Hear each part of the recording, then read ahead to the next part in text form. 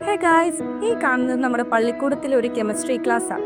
എപ്പോഴത്തെയും പോലെ ബുക്കും പേനയും ബോർഡും മാത്രമായിട്ട് ക്ലാസ് ബോറാക്കാണ്ട് ഇന്നൊരു വെറൈറ്റി പിടിച്ചാലോ? നമ്മൾ ഇന്ന് ചെയ്യാൻ പോകുന്നത് പുതിയ ടെക്നോളജീസിന്റെ ഹെൽപ്പോട് കൂടി ഒരു ഗെയിം കളിക്കും പോലെ സബ്ജക്റ്റിലേക്ക് ഇറങ്ങി അതിനെ മടുപ്പില്ലാണ്ട് എന്നാൽ രസകരമായി അതിന്റെ കൺസെപ്റ്റ് മനസ്സിലാക്കുക എന്നതാണ്. ഇതിലൂടെ പഠനത്തെ നമുക്ക് ഈസി ആക്കാനും ഇൻട്രസ്റ്റിംഗ് ആക്കാനും സാധിക്കുന്നു. കണ്ടില്ലേ, ആറ്റംസിനെ മോളിക്യൂൾസിനെയൊക്കെ ഒരു ഗെയിം കളിക്കും പോലെ കണ്ടും മാറ്റം വരുത്തിയൊക്കെ കുട്ടികൾ പഠിക്കുന്നത്. ഇപ്പോൾ അവർക്ക് അറ്റോമിക് നമ്പറോ മാസ് നമ്പറോ ഒന്നും വലിയ പ്രശ്നമേ അല്ല, കേവല ഗെയിം പോലെ സിമ്പിളായ ഒന്നായി തീർന്നു.